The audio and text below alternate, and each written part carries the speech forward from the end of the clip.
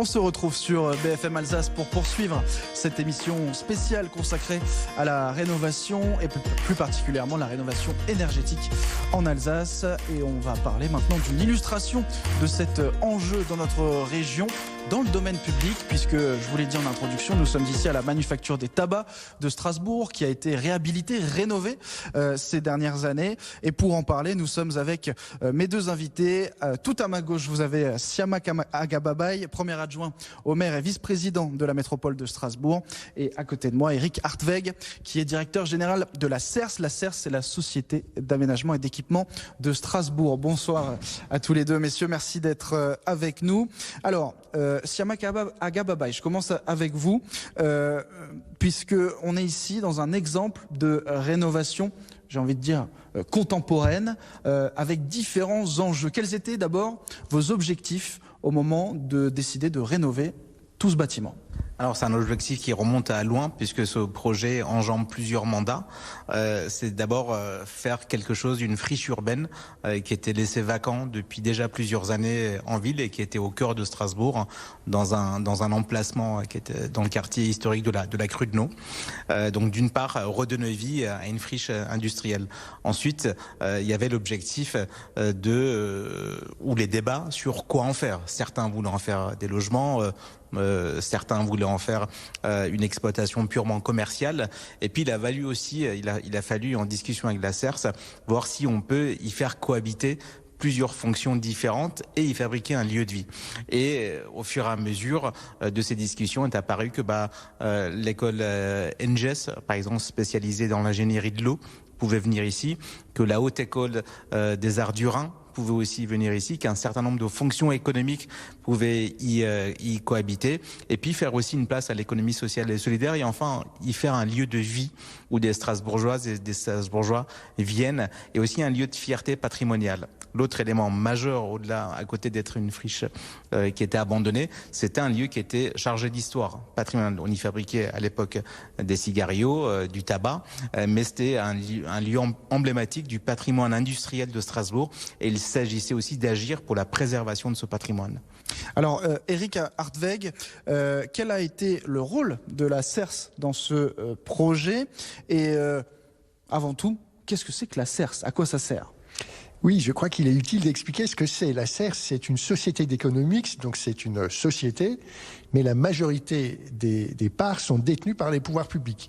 Et donc, les sociétés d'économics sont des sociétés qui servent à mettre en œuvre la vision politique.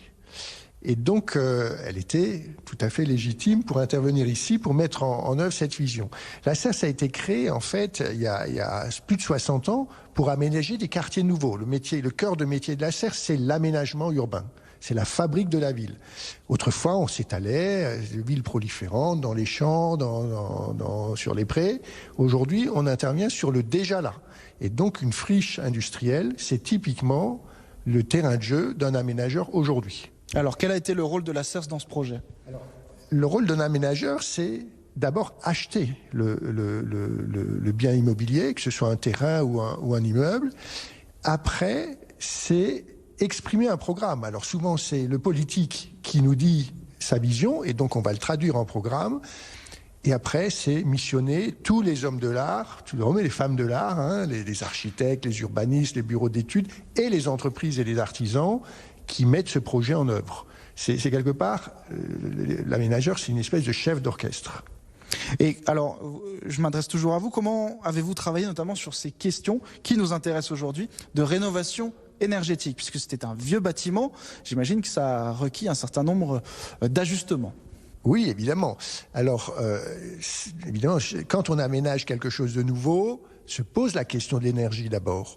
Et donc, on s'est posé la question. Il y avait certes une vieille chaufferie sur site qui fonctionnait au fioul, mais bon, on n'allait pas reprendre ça. Et donc, les 3 maîtres d'ouvrage que nous étions assez rapidement, donc l'université, la ville et la CERS, on a missionné un bureau d'études qui a imaginé toutes les solutions possibles. Donc aussi bien en coût d'investissement qu'en coût d'exploitation. On avait pris un scope sur 30 ans pour les comparer, et on a finalement choisi de prolonger le réseau de chaleur de l'Esplanade qui était déjà alimenté par de l'énergie vertueuse, renouvelable, et donc on a alimenté ce site de la manufacture. Donc il n'y a pas de production de chaleur ici, elle est à distance, et donc ça a permis d'être extrêmement efficace. Et en plus, sur chemin faisant, nous avons alimenté la Haute École des Arts du Rhin et les bains municipaux, donc 3 bâtiments inscrits au l'inventaire des monuments historiques qui ont maintenant un système énergétique vertueux. Siamakaga Babaye, comment la municipalité, justement, s'occupe aujourd'hui de ces sujets de rénovation énergétique qui sont dans l'air du temps, qui sont un enjeu contemporain aujourd'hui, et combien de bâtiments sont concernés aujourd'hui par ces problématiques à Strasbourg ? Plus qu'une problématique d'air du temps, pour nous c'est un enjeu primordial puisque le dérèglement climatique est là et c'est plus une option sur la table et il va falloir nous adapter si on veut continuer à vivre dans notre belle ville de Strasbourg. Et pour cela il faut agir sur les bâtiments parce que lorsque des bâtiments consomment de l'énergie et consomment trop d'énergie, c'est de l'argent que vous avez en moins pour tout le reste, pour les services publics, pour les écoles, pour les cantines, pour les équipements sportifs.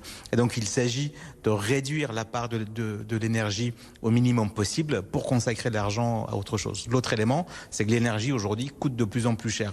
Et cette donnée qui a changé avec la crise de la guerre en Ukraine, c'est pas une crise qui va s'éteindre. Ça veut dire qu'on aura une énergie qui va coûter de plus en plus cher. Alors nous, en tant que propriétaires, puisque l'on est un grand propriétaire, que ce soit la ville ou la métropole de Strasbourg, nous avons beaucoup de bâtiments. Je vais vous donner juste un exemple sans aller sur le chiffre total. Rien que les écoles de la ville de Strasbourg, c'est 130 bâtiments, avec un métrage au mètre carré qui est quand même plutôt important pour une école. Vous voyez l'espace que ça prend. Et donc, nous nous engageons dans la rénovation de l'ensemble de notre parc. D'une part, ça c'est les équipements publics, mais il va falloir s'attaquer aux bâtiments administratifs également. Et puis il va falloir aussi user les bâtiments différemment. L'autre question, c'est la sobriété des usages. Il va falloir contrôler la température, peut-être parfois s'habiller un peu plus, comme l'ont fait d'autres villes, avoir des températures de consigne. Et puis enfin, il va falloir aussi produire de l'énergie renouvelable. C'est aussi un des enjeux de ce qu'on met en place aujourd'hui, avec une société publique locale qui a été créée l'année dernière et qui va nous permettre, dans le domaine du photovoltaïque, mais aussi dans d'autres domaines, de produire de l'énergie renouvelable. Notre objectif, c'est peut-être que dans les 10-30 prochaines années, nous puissions avoir au moins un tiers de notre énergie qui est produit localement. C'est aussi un objectif de résilience du territoire. Alors justement, ça me permet de vous poser cette question. Comment lier en fait aujourd'hui cette nécessité, comme vous venez de le décrire, de proposer à la fois des bâtiments performants énergétiquement pour faire des économies, mais en même temps, ils ne sont pas seulement performants, ils doivent aussi proposer différents services, s'inscrire dans un cahier des charges, puisqu'on a beaucoup de bâtiments qui sont historiques, patrimoniaux, qui représentent quelque chose à Strasbourg. Ça fait beaucoup d'enjeux à lier tous en même temps pour aboutir à un projet qui a du sens. C'est difficile et c'est coûteux. C'est pour ça qu'il y a un enjeu à mutualiser le plus possible de fonctions possibles. Mais quand vous regardez une ville comme Strasbourg, une ville patrimoniale, son cœur de ville est inscrit au patrimoine de l'UNESCO, on a un certain nombre de bâtiments sur lesquels il y a des sujets de demain. Là, on a parlé de la manufacture de tabac.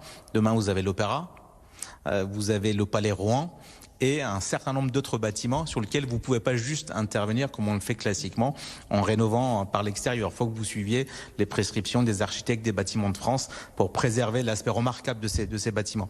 Et donc à un moment donné va s'opposer tout de même dans le débat politique mais aussi dans le débat citoyen la question du coût. À quel prix tout ça? Et donc se dire aussi que si on veut avoir des bâtiments qui sont performants et si on veut préserver notre patrimoine, ça va coûter. Ça va coûter en termes de dette. Donc il faudra accepter un certain niveau de dette localement. Et ça va coûter probablement aussi en termes de fiscalité. Et donc il va falloir accepter un certain niveau de fiscalité supérieur. C'est à ces deux conditions qu'on peut préserver nos villes et on peut préserver la qualité de vie qui s'y déroule. Et une dernière question pour vous, Eric Hartweg. Justement, le rôle de la CERS dans tous ces projets-là, c'est aussi de trouver des solutions pour lier ces différents objectifs qu'on vient de citer. Absolument. Le métier d'aménageur, il est en plein changement de paradigme. Je l'ai dit, on va plus s'étaler et donc il faut intervenir sur le déjà là. Et la CERS réfléchit depuis un certain nombre d'années à intervenir justement sur ces domaines de sobriété énergétique. On a créé avec une autre société d'économie, c'est avec la Caisse des dépôts, une filiale qui s'appelle NRD2, où on s'est investi fortement dans la rénovation du patrimoine des bailleurs. C'est-à-dire, je prends un exemple, 952 logements à Ostwald, c'est pas rien, c'est quasiment 1000 logements. On a plus que divisé la consommation par 2, on a fait moins 53%. On est en train de faire pareil avec 440 logements à Haute-Pierre. Vous voyez, il faut être agile, il faut s'investir dans ces sujets-là. On a la chance d'avoir été retenu par la Société d'économie Scalorique de Strasbourg pour les accompagner, pour aller chercher la chaleur fatale de Badische Stahlwerke et de les ramener vers Strasbourg pour alimenter 20 000 personnes, 7 000 foyers. C'est absolument impressionnant. Il faut être inventif. En fait. Voilà, il faut être agile et inventif dans nos métiers pour justement mettre en œuvre cette vision politique. On a également dans le logement abordable donc notre organisme Foncier Solidaire Alsace, où on acquiert des biens qui sont très mal classés dans leur DPE pour les remettre sur le marché et de faire la rénovation énergétique. La CERS aujourd'hui achète aussi des immeubles entiers. On a découvert qu'il y a un gisement de propriétaires vieillissants qui ont des immeubles entiers dans Strasbourg, classés DPE F ou G, et qui n'ont pas l'ingénierie et qui n'ont plus envie d'investir. Et donc on peut acquérir ces biens, en faire la rénovation énergétique, et nous avons l'ambition de les remettre sur le marché en locatif intermédiaire, parce que ça répond à une autre demande, c'est qu'à Strasbourg, on a du mal à loger les catégories intermédiaires. Et donc, on veut répondre à cette demande politique aussi. Merci beaucoup, Monsieur Hartweg. Merci aussi à vous, Monsieur Aghababay, d'avoir accepté notre invitation et d'avoir accepté de répondre à nos questions. Je vous donne rendez-vous dans un quart d'heure pour la suite de notre émission. En attendant, c'est le journal. À tout à l'heure.